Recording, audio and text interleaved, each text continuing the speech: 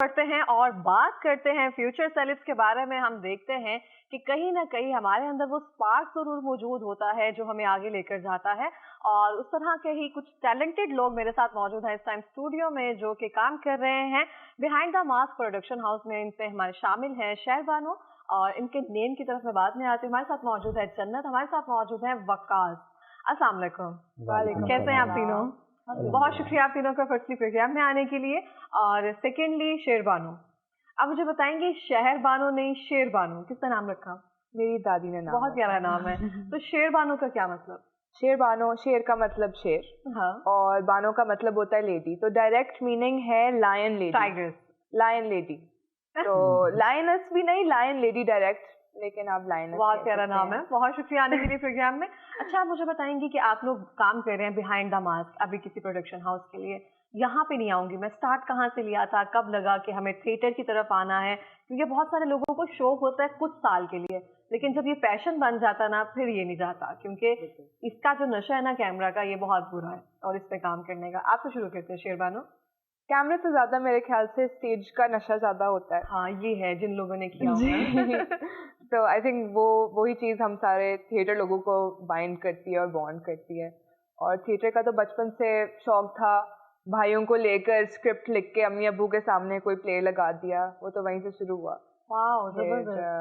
फिर जी बस फिर यूनिवर्सिटी में, स्कूल में किया, और फिर कुछ ना कुछ प्ले वगैरह जो है वो साथ साथ ही चल रहा था। सही। जन्नत आप बताएंगी? मेरा भी इसी तरह सारा सफ़र जो है वो थिएटर का शुरू हुआ। सबसे पहले कॉलेज में स्टार्ट किया, और पहले बैक स्टेज काम करते रहे, फिर शौक हुआ कि अच्छा हमें स्टेज पे भी जाना है, कुछ तो आता ही होगा, तो टैलेंटेड तो थे ही पहले। काम करना भी शुरू कर दिया स्टेज के ऊपर भी, और इसी तरह अब ऑलमोस्ट 6 से 7 साल हो गए हैं स्टेज पर काम करते हुए। मजा आ रहा है? बहुत मज़ा आ रहा है, बहुत ज़्यादा इंजॉय किया जा रहा है। कैमरा के सामने भी काम किया है, लेकिन स्टेज का एक अलग ही मजा है। एक मैंने भी सुना है जो थिएटर प्ले कर रहे होते हैं ना, उनके लिए एक अलग चार्म होता है, और फिर इसके बाद उनके सामने कुछ भी आप ले आओ ना, सिचुएशन ले आओ, क्योंकि वो मंझे हुए खिलाड़ी होते हैं, तो वो किसी भी रंग में ना जुट जाते हैं किसी ना किसी तरह से। वकास आप बताएं, कब से शौक पैदा हुआ, स्टडी वगैरह? जी मुझे भी कुछ तकरीबन 8 से 10 साल हो गए हैं थिएटर करते हुए। 10 साल बचपन से शुरू कर दिया तीनों ने? आई थिंक मैंने ओ लेवल्स में शुरू किया था अपने my first play, and I did take for it. मेरा कुछ डिफरेंट है, मैंने एक्टिंग से नहीं शुरू किया, मैंने टेक की, और उसके बाद फिर मैं डायरेक्शन में आ गया। और थोड़ी सरप्राइजिंग बात यह है, with everyone in my circuit जो मेरे दोस्त हैं, हम सब ने लॉ किया हुआ है। मैं खुद भी एक वकील हूँ, लेकिन मैं करता थिएटर हूँ साथ में। अच्छा। तो लॉ किया यहीं लाहौर से, उसके बाद LLM करने लंदन चले गया। वहाँ भी अब मैं जो काम कर रहा हूँ वो एक थिएटर रॉयल विंडसर, एक प्रोडक्शन हाउस है, उनके साथ वहाँ काम कर रहा हूँ। तो I am still been doing that, और अब तकरीबन 8 साल हो गए हैं डूइंग थिएटर ओनली।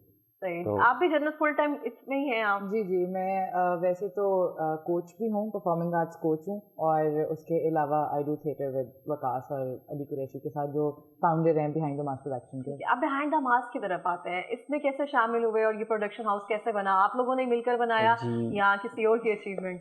मैं वो बताना चाहूँगा उसमें। ये हमने UCL, हमारी यूनिवर्सिटी का नाम है, हम वहाँ पढ़ते थे, और वहाँ हमारे कोच होते थे Ali Shan bin Suhail, I would like to mention him here.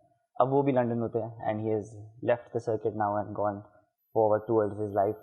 और हमने मिल के वहाँ उस टाइम BTM बनाया था, behind the mask, and we used to coach students in universities and schools. एंड आहिस्ता आहिस्ता फिर हम कमर्शियल थिएटर की तरफ आए, और हमने फिर 4 साल पहले एक प्ले किया द बॉक्स, और उसके साथ साथ then we did Sohni Mahiwal 1.5 साल बाद अगैन। और सोनी महिवाल की खास बात ये थी कि वो दुबई गया था वो प्ले, और हमने वो दुबई में परफॉर्म किया था live, and it has won 3 awards internationally. वाह, बहुत जबरदस्त। हाँ, क्लैपिंग तो बनती है शेरबानो। अपने लिए खुद ही खेल ली जाए। अच्छा, तो आप लोग सब उसमें क्या रोल प्ले कर रहे हैं, और उसके अंदर कितने अभी जो प्लेस वगैरह हैं वो चल रहे हैं, अभी किसी और चीज़ की तैयारी हो रही है? अभी बिल्कुल हम लोग तैयारी कर रहे हैं, हमारा एक प्ले आ रहा है 15 और 16 फरवरी को, फिराक। बहुत प्यारा नाम है। जी बिल्कुल। ये लिखा भी अली कुरैशी ने है, और डायरेक्ट वकास और कुरैशी मिलके कर रहे हैं, प्रोड्यूस हमारे वकास साहब ने किया है, और हम सब उसके अंदर एक्ट भी कर रहे हैं। मैं उसकी AD हूँ, शेरबानो हमारी लीड हैं, और इनके साथ वजाहत लीड है हमारे। वो आज मौजूद नहीं है हमारे साथ, but he is a great actor, a great singer.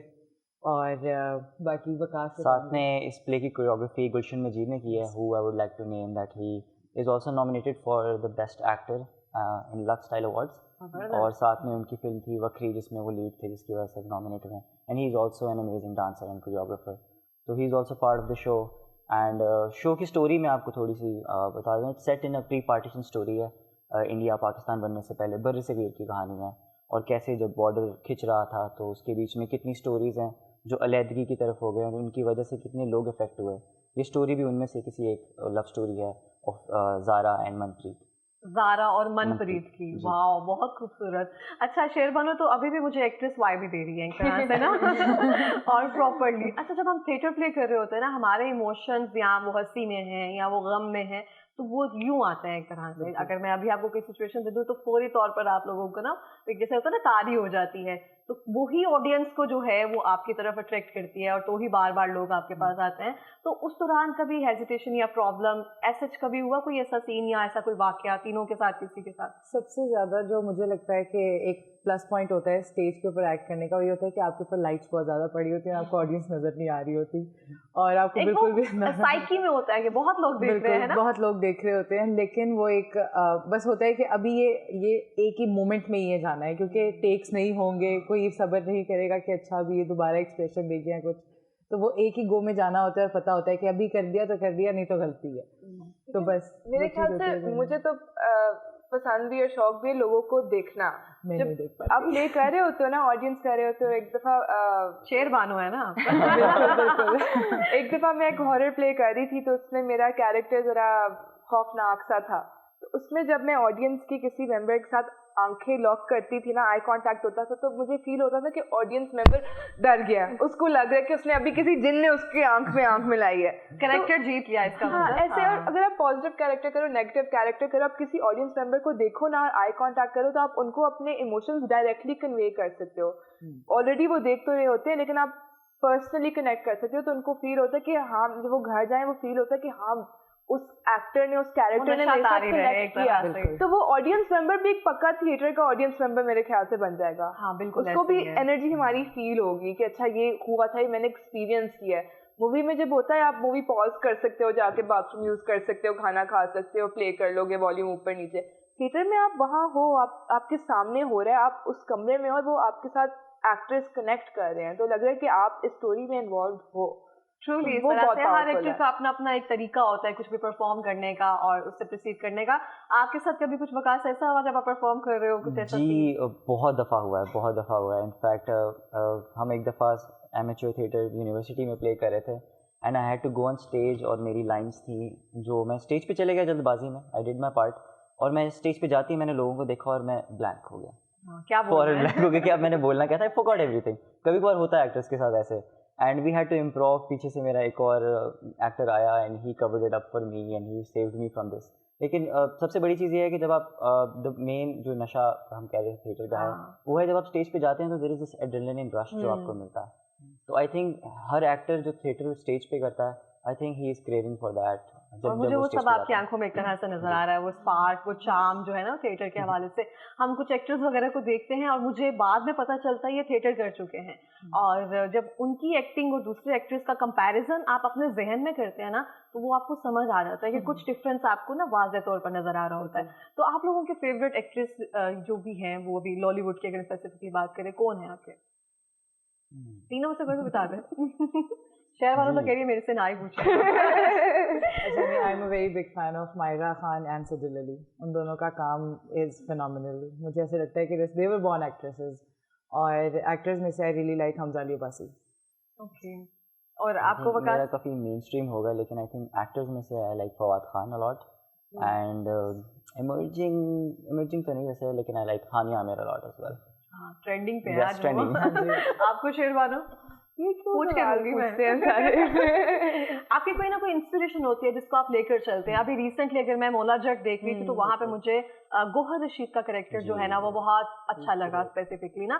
तो वो मुझे लगता है जब आप किसी भी विलन या ऐसे होते हैं ना, फिर आपके पास डायमेंशंस आ जाती हैं, उसके एक्सप्रेशंस, उसकी बात, उसका पोस्चर, उसके बॉडी लैंग्वेज, तो उस वजह से हमें होता है कि कोई ना कोई आप सामने जरूर रखते हो। मौला जट में तो हमजा अली अब्बासी की भी बहुत अच्छी एक्टिंग थी। और इंस्पिरेशंस की अगर आप बात करें तो सामिया मुमताज़ से मैंने बहुत कुछ सीखा है। उन्होंने एक कोर्स भी किया था जो मैंने अटेंड किया था, तो उनसे पर्सनली काफ़ी चीज़ें सीखी।